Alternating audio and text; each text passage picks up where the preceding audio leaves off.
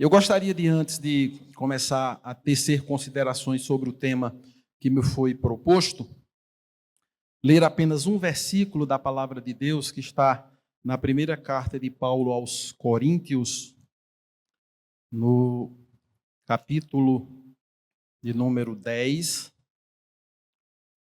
versículo 31. Com votos de que esta palavra seja o lema, o tema, o norte, o motivo, a motivação, o centro de toda a nossa vida. Primeira carta de Paulo aos Coríntios, capítulo 30, versículo 31. Portanto, quer comais, quer bebais, ou façais outra coisa qualquer, fazei tudo para a glória de Deus. E assim seja. Meus irmãos, nós estamos num seminário centrado no tema da cosmovisão cristã. E como tema mais específico, o progressismo cristão e o racismo sistêmico. Então, eu elaborei 9 tópicos para organizar a minha fala de forma mais didática, até porque eu vou dispor apenas de 40 e alguns minutos. Então, para a gente didatizar mais a fala, organizar melhor o pensamento. Então, veja, nós estamos num seminário centrado na temática da cosmovisão cristã e dentro dela o progressismo cristão e o racismo sistêmico, ou como o racismo sistêmico é compreendido dentro do chamado progressismo cristão, e como essas duas facetas podem se correlacionar com a cosmovisão. Então, primeiro ponto que julgamos pertinente acentuar na presente abordagem é que, quando se fala de cosmovisão cristã, ou de cosmovisão, nós estamos nos referindo a uma visão de mundo que afeta todas as áreas do conhecimento. A cosmovisão, ela tem uma dimensão não apenas intelectual, ela tem também uma dimensão afetiva e ela também tem uma dimensão volitiva. Portanto, ela se relaciona com aquilo que pensamos, com aquilo que sentimos e com aquilo que fazemos ou deixamos de fazer. Neste sentido, não há quem não tenha uma cosmovisão. Todos nós, quer tenhamos consciência, quer não, quer esta cosmovisão seja absolutamente consciente ou minimamente consciente ou não, todos nós temos uma cosmovisão. Ninguém age, ninguém pensa, ninguém sente a revelia de uma cosmovisão, de uma visão de mundo que vai organizando, estruturando a forma como nós pensamos, a forma como nós sentimos e a forma como nós agimos no mundo. Neste caso, como se está a falar de uma cosmovisão cristã, e particularmente dentro de uma tradição cristã reformada, essa cosmovisão cristã, ela se propõe a apresentar uma compreensão da realidade nos campos do pensar, do sentir e do agir, que tem como parâmetro inafastável as Escrituras Sagradas, as quais, tendo sido sopradas pelo Espírito Santo de Deus, são recepcionadas por nós como sendo normativas em todas as áreas da existência, inclusive aquelas que radicam no campo das relações raciais. Então, com isso eu estou querendo dizer que a cosmovisão que me move neste instante, o meu modo de pensar, de sentir e de agir em relação ao tema que me foi proposto, das relações raciais, do problema do racismo, eu vou examinar tudo isso a partir de uma ótica cristã bíblica. Então, eu estou me submetendo, consciente e deliberadamente, à autoridade da palavra de Deus. Eu sei que há percepções da sociologia, da política, da filosofia, enfim, de todos esses variados campos do pensamento humano com os quais se pode perfeitamente dialogar sem nenhum problema, mas a minha particular cosmovisão e a cristã, ela está submetida àquilo que Deus revela na sua palavra, e nós recepcionamos como sendo, como disse, palavra inspirada, normativa, infalível, inerrante de Deus para nós, para todas as áreas da vida, para a política, para a estética, para a família, para o trabalho, para a sexualidade, para a economia e também para as questões de natureza racial, dentro da qual ou das quais relações nós vamos nos deparar com o racismo. Ponto 2. Como nós estamos pensando a cosmovisão cristã, vendo-a em correlação com o progressismo cristão, ou que se tem chamado de cristianismo progressista, e como dentro do cristianismo progressista se encara a problemática do racismo institucional, estrutural, pessoal, com todas essas nomenclaturas que existem, é preciso também que a gente compreenda o que se quer dizer com cristianismo progressista ou com o pensamento progressista dentro do campo da teologia, dentro do campo do conhecimento religioso. Então, eu sintetizei da seguinte maneira: por pensamento progressista, dito cristão, ou pelo cristianismo progressista, ou pelo progressismo cristão, queremos nos reportar a uma corrente teológica contemporânea, que, essencialmente política em seu indesviável cerne doutrinário, ela, na prática, se caracteriza por promover uma espécie de releitura das Escrituras Sagradas, na qual as grandes doutrinas da Palavra de Deus elas são redefinidas, ganhando uma significação completamente diferente daquela que sempre foi recepcionada pelo cristianismo histórico, ortodoxo e bíblico.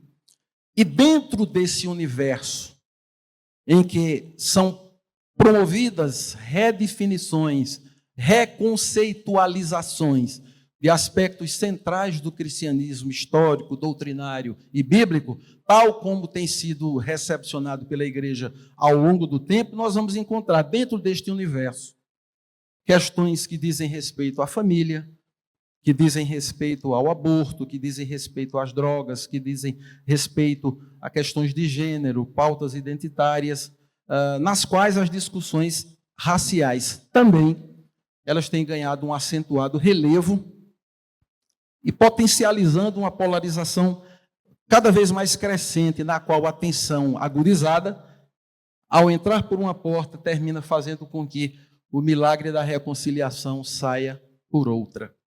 Então, veja, essa teologia progressista, ou até onde eu posso alcançar, ou essa compreensão do progressismo dentro da tradição cristã, ela surge pela primeira vez ali no leste europeu, envolvendo tanto pensadores do campo católico quanto do campo protestante, por assim dizer, que estavam, de certa forma, querendo reconfigurar ou reler determinados aspectos da doutrina cristã à luz do que se chamava os desafios do nosso tempo.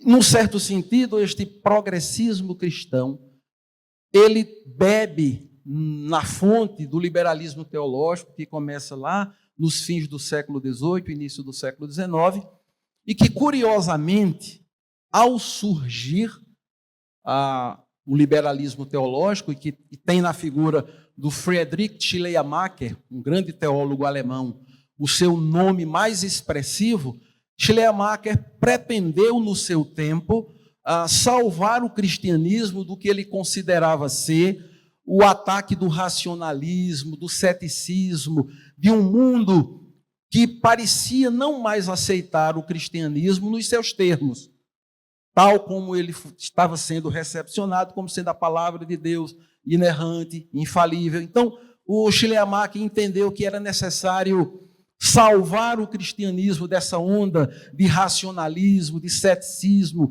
de descrença, e para fazer isso, para que o cristianismo se tornasse, vamos dizer assim, palatável para o mundo moderno, o mundo da ciência, da técnica, do racionalismo, era necessário que esse cristianismo passasse por uma revisão conceitual. E, ao fazer isso, o liberalismo terminou esvaziando completamente a tradição cristã histórica ortodoxa, fazendo com que os grandes pilares sofressem um significativo abalo. A tentativa de, entre aspas, salvar o cristianismo e torná-lo relevante para o tempo, terminou fragilizando, pelo menos do ponto de vista doutrinário, do ponto de vista conceitual. Então nós temos cosmovisão cristã como uma cosmovisão que diz respeito ao pensar, o sentir e o agir. E sendo cristã, ela se subordina à Escritura Sagrada, recepcionada como palavra infalível de Deus. Quanto ao progressismo, nós vamos perceber que ele bebe, num certo sentido, nessa fonte do liberalismo e tem uma certa aliança também com o marxismo, com a filosofia socialista da existência, e sendo essencialmente político em seu cerne, ele se propõe a revisitar, a reconceitualizar, a redefinir pontos, pilares da estrutura doutrinária do cristianismo histórico ortodoxo, tal como ele sempre foi recebido pela igreja ao longo do tempo. Chegamos, pois, ao flagelo do racismo. Ou seja, dessa prática do racismo que a gente poderia dizer. John Piper escreveu, um teólogo norte-americano, um pastor congregacional norte-americano, ele escreveu um livro sobre o racismo, o cristão e a cruz de Cristo. Ele, inclusive, conta neste livro a trajetória que ele viveu, inclusive encarnando as marcas pecaminosas do racismo na sua própria vida pessoal, até que ele conhece, experimenta a graça, o poder do Evangelho e é libertado.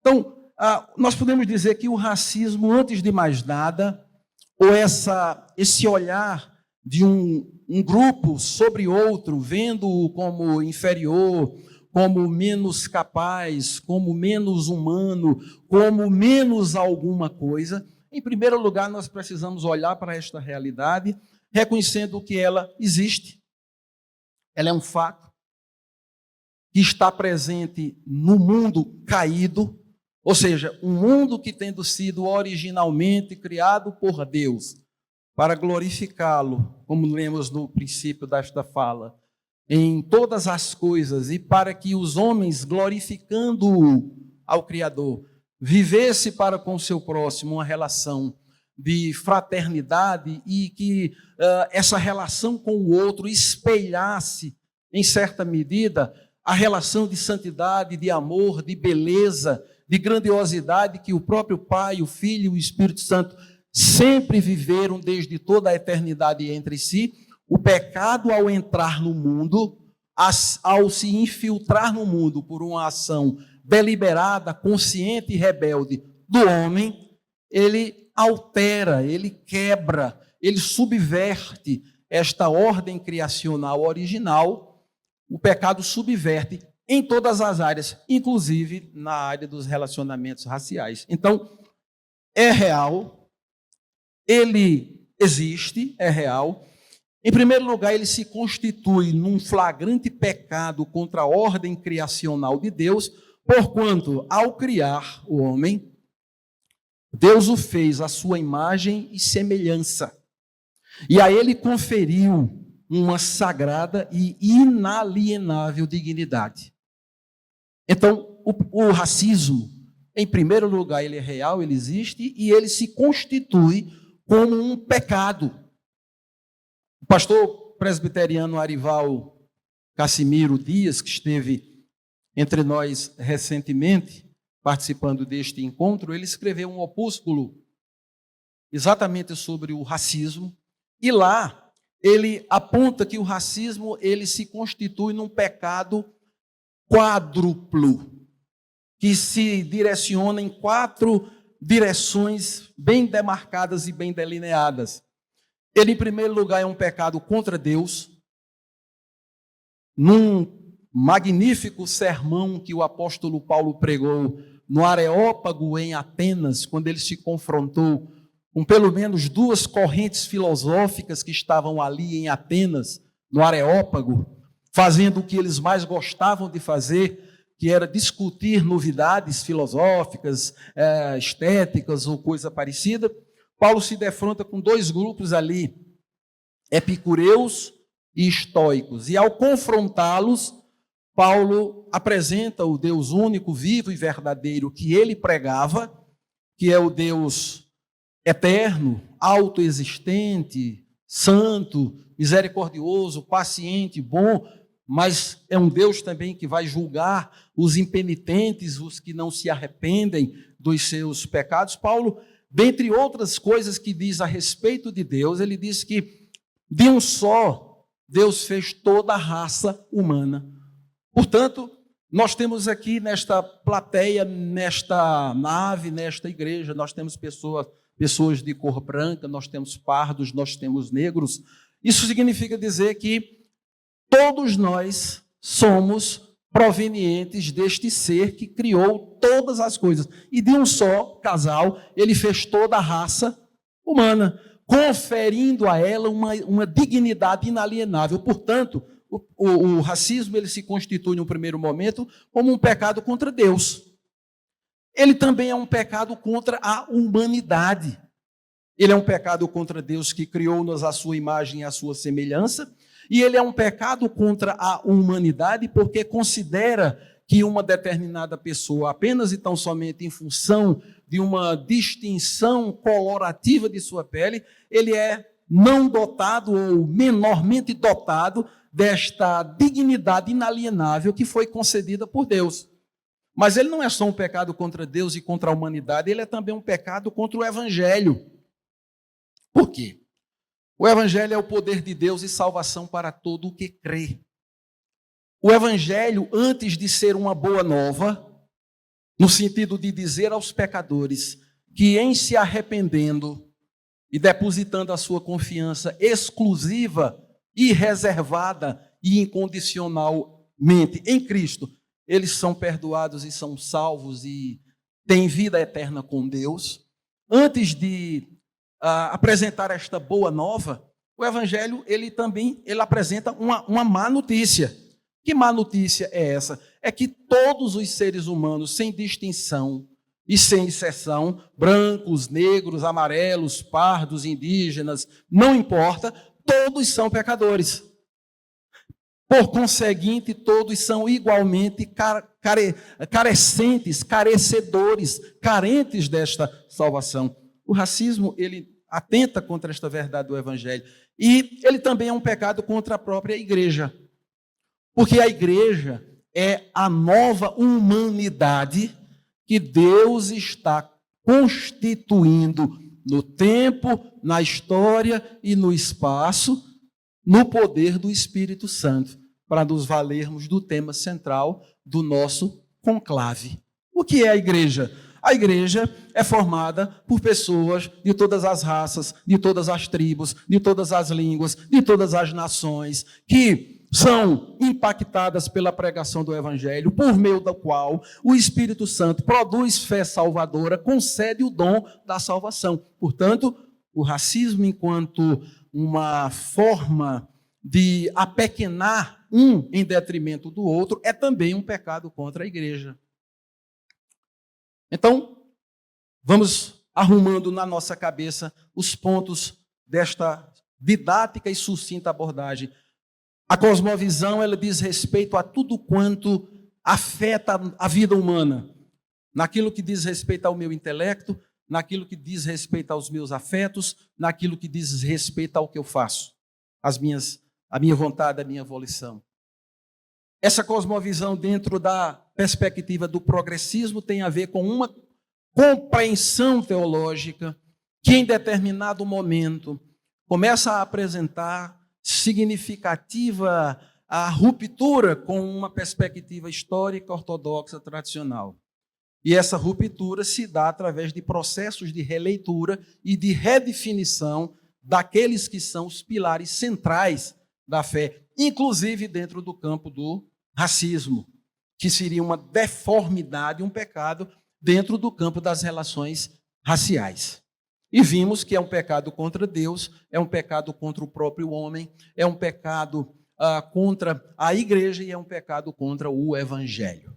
Agora, afunilando ainda mais esta problemática real que existe, que está no mundo caído, o mundo caído por causa do nosso pecado. No caso específico da realidade brasileira, falando como brasileiros que somos, o racismo aprofundou essas suas raízes no abismal pântano da escravidão, que, pelo fato de ter durado mais de 3 séculos entre nós, não há dúvida de que impregnou a cultura, marcou a cultura, espalhou as suas impressões digitais de tal modo que findou criando uma espécie de imaginário favorável à proliferação de um ideário reprodutor desta deformidade nas relações entre pessoas que são todas criadas à imagem e à semelhança de Deus.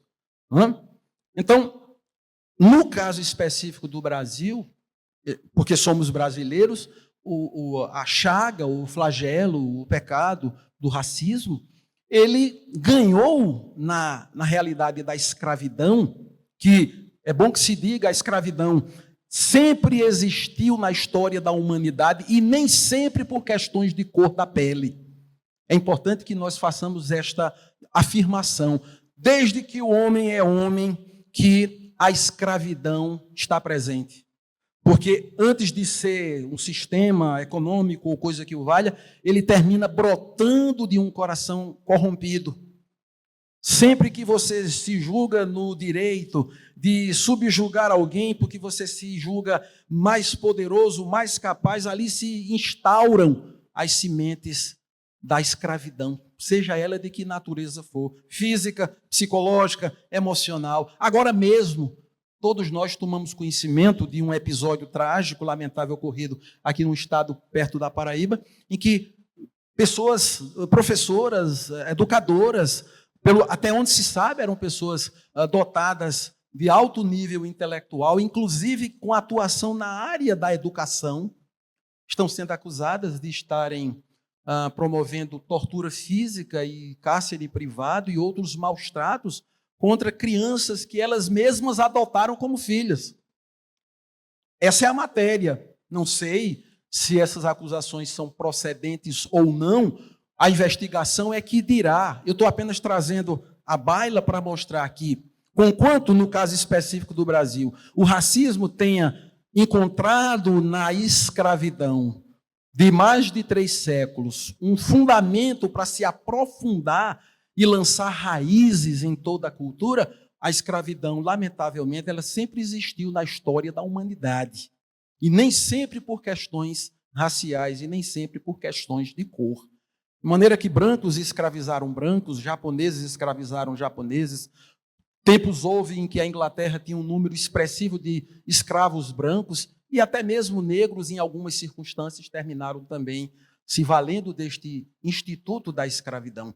Porque não nos esqueçamos, o racismo e todos os desdobramentos produzidos por ele é, antes de qualquer coisa, um pecado contra uma ordem criacional de um ser santo, bom, amoroso, que criou todos os homens de um só casal, dando-lhes o mais belo dos propósitos, que eles vivessem para a glória de Deus e que eles se amassem reciprocamente. Não é por outra razão que Jesus sintetiza as 10 palavras da lei moral de Deus, dadas no Antigo Testamento, dizendo que o maior dos mandamentos é amar a Deus acima de todas as coisas, com toda a nossa alma, com toda a nossa força e com todo o nosso entendimento, e ao nosso próximo como a nós mesmos. Quem assim procede, não discrimina. Quem assim procede, não injuria. Quem assim procede, não escraviza. Quem assim procede, não permite que o flagelo, o veneno do racismo se abrigue no coração. Bom, ponto 5. Por esse viés, que viés? O viés de um problema, de uma realidade econômica, histórica, concreta, objetiva, da escravidão, que, no caso específico do Brasil, foi a mais longa e a que mais tardiamente saiu de cena, vamos dizer assim, ela, por razões óbvias, ela terminou lançando, como disse, as suas marcas, as suas impressões digitais, cobrindo todos os vetores da cultura. Ela deu uma grande contribuição. Por esse viés, é que se chega, penso eu, ao que se tem chamado de racismo institucional, racismo estrutural, racismo sistêmico. O ponto aqui é mostrar, nesta perspectiva, da institucionalidade, da estruturalidade e da sistematicidade desta prática pecaminosa que, para além do caráter individual e moral do racismo, ele assumiria, por esse viés, uma dimensão estrutural e uma dimensão sistêmica, que, na prática, ele forneceria as condições objetivas para a sua consolidação.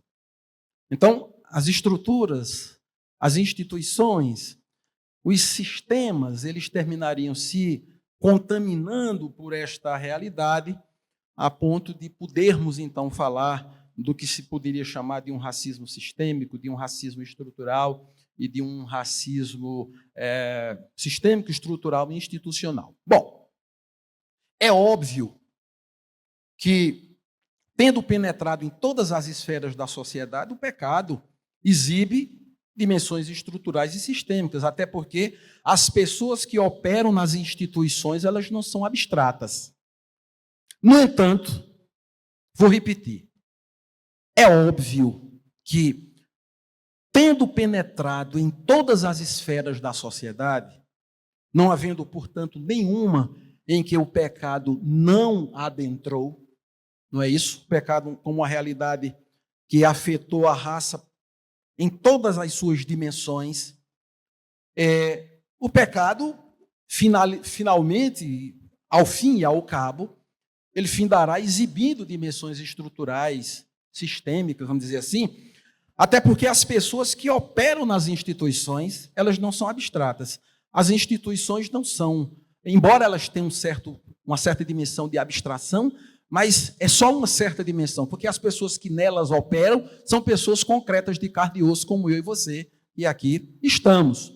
No entanto, aqui eu vou, vamos dizer, colocar em questionamento, modalizar esta afirmação primeira. Presumir que, sendo estrutural, sendo institucional, sendo sistêmico, estando incrustado nas instituições, no sistema, vamos dizer assim, numa estrutura maior da sociedade, presumir que, sendo assim, será uma mudança de cima para baixo, que vai promover a real transformação do mundo, redunda no grande equívoco do ideário progressista, segundo a minha convicção, segundo a minha maneira peculiar de pensar.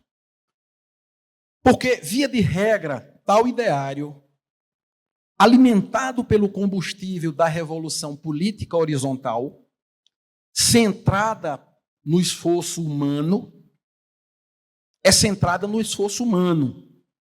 Além disso, a despeito dos inúmeros problemas que temos em nossa sociedade brasileira, inclusive nesta área das relações raciais, que desembocam na prática pecaminosa do racismo, não creio, é meu ponto de vista, é a minha convicção pessoal, que nós tenhamos de forma absoluta, de forma incontestável, o que se tem chamado de racismo sistêmico, deliberado, organizado a prioristicamente em nossa estrutura estatal.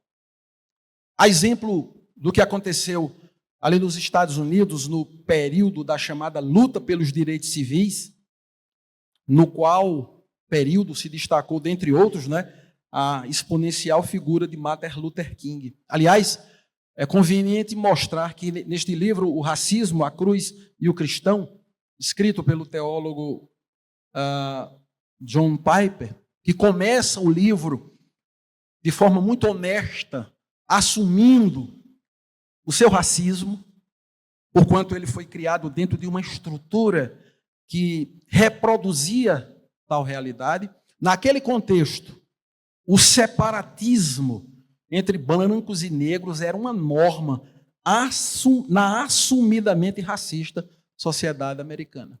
Então, ali, naquele contexto, havia banheiros para brancos, banheiros para negros. Parques de diversão para brancos, parques de diversão para negros. Teatros para os brancos, teatros para os negros. Cinema, enfim. A sociedade era literalmente dividida, a ponto de, pasmemos, lamentemos e choremos. Até mesmo havia igrejas para brancos e igrejas para negros. Isso é trágico.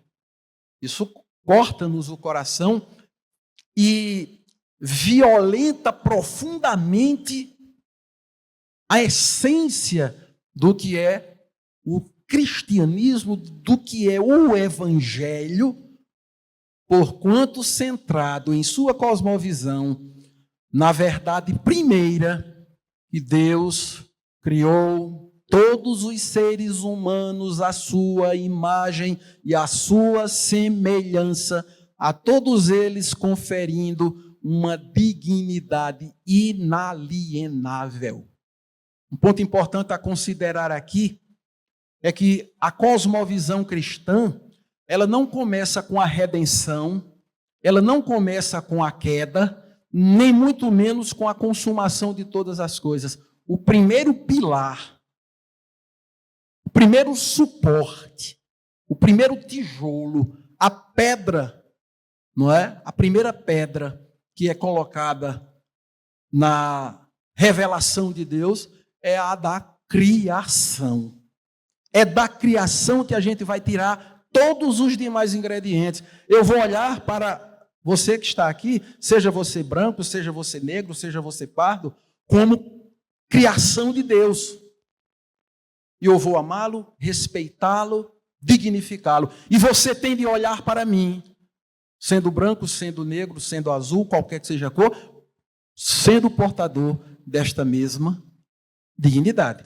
Isso tudo nasce no coração do pilar primeiro dessa cosmovisão, que é o da criação. Então, ali, naquele contexto, havia esta separação brutal entre brancos e negros, a ponto de nem mesmo a igreja ter ficado a salvo desta tragédia.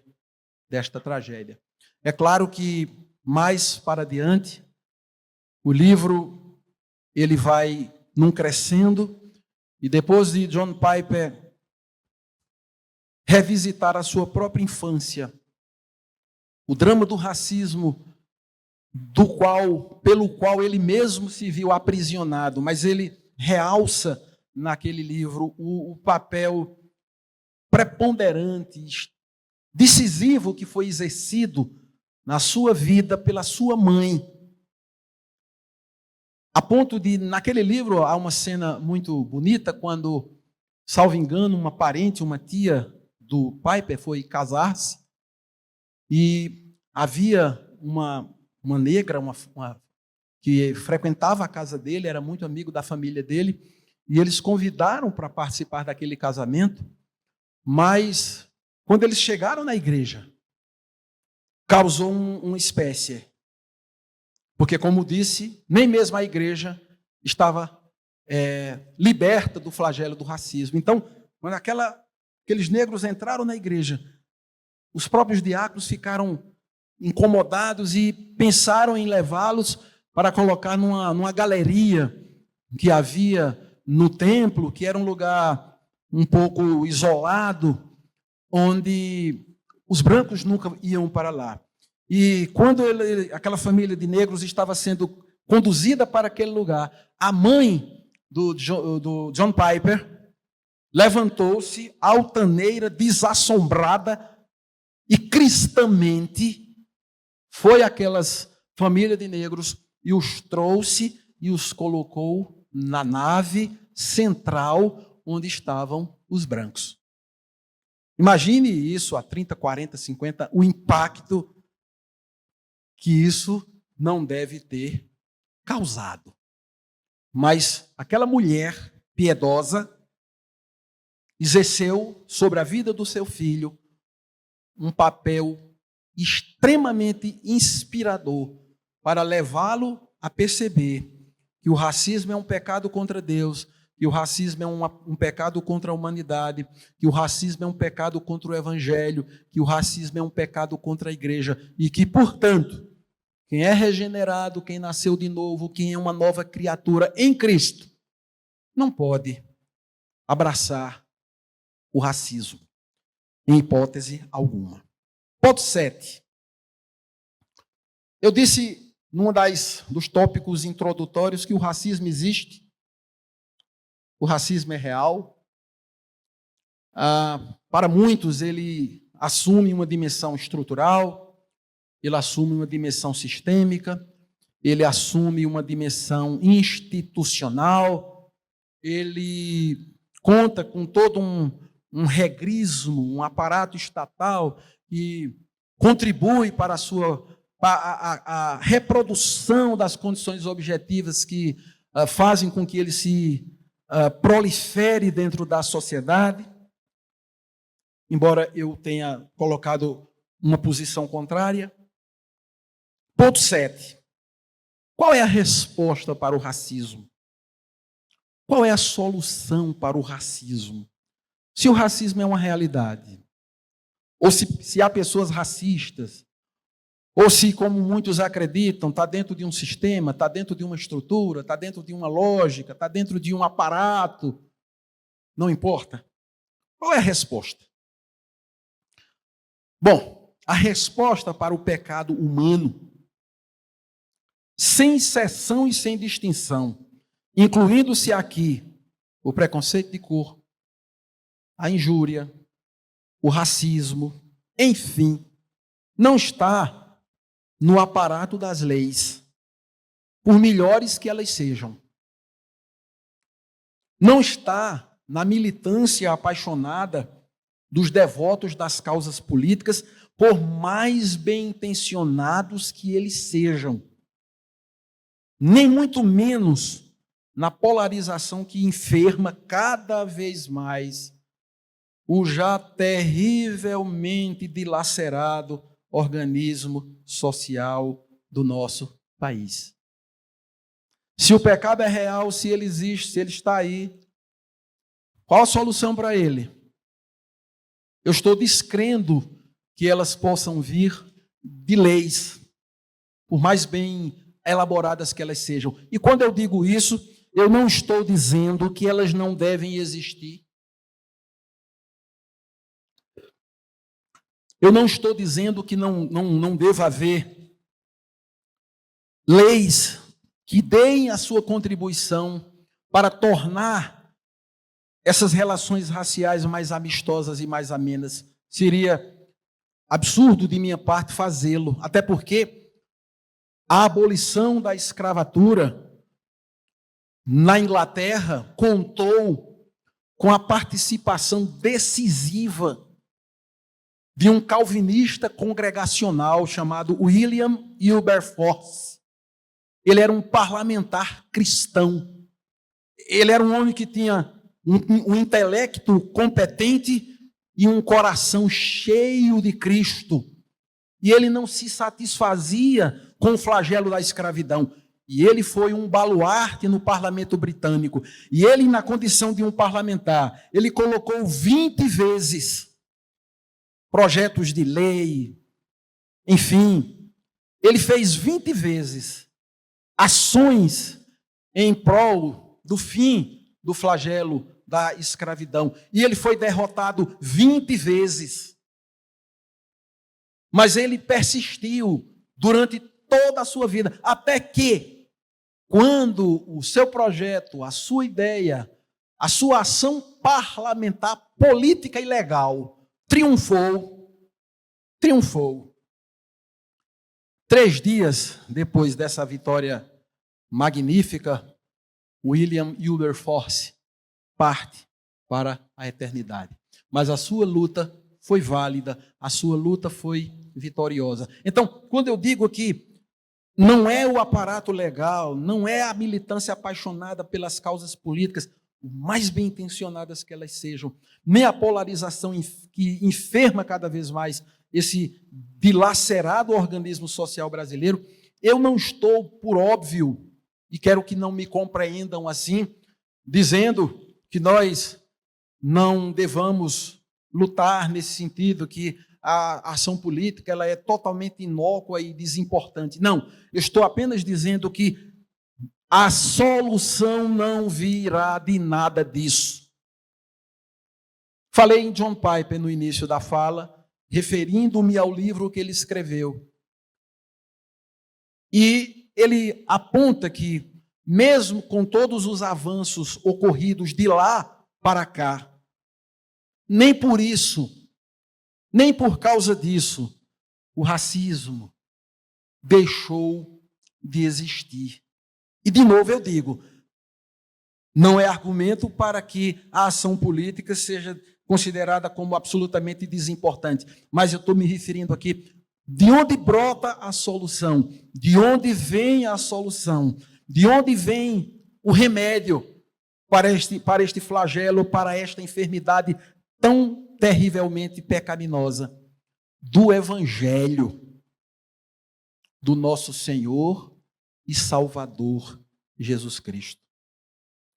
Somente o Evangelho de Jesus Cristo, ele é capaz de derrubar muros e construir pontes de comunhão verdadeira. Pois foi com o sangue de Jesus Cristo, derramado na cruz do Calvário, que a barreira da separação entre judeus e gentios, ela foi derrubada de uma maneira definitiva e tão extraordinária, que agora, em Cristo, diz Paulo, quando escreve uma carta aos Gálatas, não pode haver judeu, não pode haver grego, não pode haver escravo, não pode haver liberto, não pode haver mulher, porque todos vós sois um em Cristo Jesus. O pastor Augusto Nicodemos, ele nos conta uma experiência que ele teve quando esteve na África do Sul para realizar estudos de doutoramento na área de teologia, que ele disse que descobriu lugares em que havia trabalhadores de minas, de tribos negros que eram de tribos diferentes, que eles não podiam ser colocados um ao lado do outro, em hipótese alguma, porque havia entre eles, a despeito de serem portadores da mesma cor da pele, um tal sentimento de indiferença, que eles se destruiriam se assim o fizessem. Mas, ao mesmo tempo, ele frequentou igrejas, lugares em que houve um grande avivamento por meio da pregação do Evangelho, em que negros e brancos reuniam-se para adorar o único e verdadeiro Deus, partir o pão, tomar o vinho e cultuar o mesmo Deus, porque, no final das contas, quem arranca este flagelo do coração do homem não é a lei, não é a militância, não é a revolução, é o poder do Evangelho do nosso Senhor e Salvador Jesus Cristo. Por quê? Porque o Evangelho é o poder de Deus e é salvação para todo o que crê. E o Evangelho, ele está formando uma nova humanidade, cujos membros procedem de toda tribo, de toda língua, de todo povo, de toda raça, de toda nação, conforme está escrito lá no capítulo 5 do livro de Apocalipse. Essa nova humanidade que o Espírito Santo está produzindo pela instrumentalidade da pregação do Evangelho, ela contempla gente de toda tribo, de toda língua, de toda raça, de toda nação. Por último, quando o pecado, e aqui eu não me refiro especificamente ao pecado do racismo, Quando o pecado, que é a transgressão da lei de Deus, que é a inconformação com a lei de Deus, que é o errar o alvo, que é o não cumprir o propósito para o qual foi criado. Quando o pecado, sem exceção e sem distinção, ele for definitivamente banido do universo, inclusive o do racismo, então, abre aspas, lembrar-se-ão do Senhor, e a ele se converterão os confins da terra, perante ele se mostrarão todas as famílias das nações, pois do Senhor é o reino, ele é quem governa as nações. Salmo 22, versículos 27 e 28.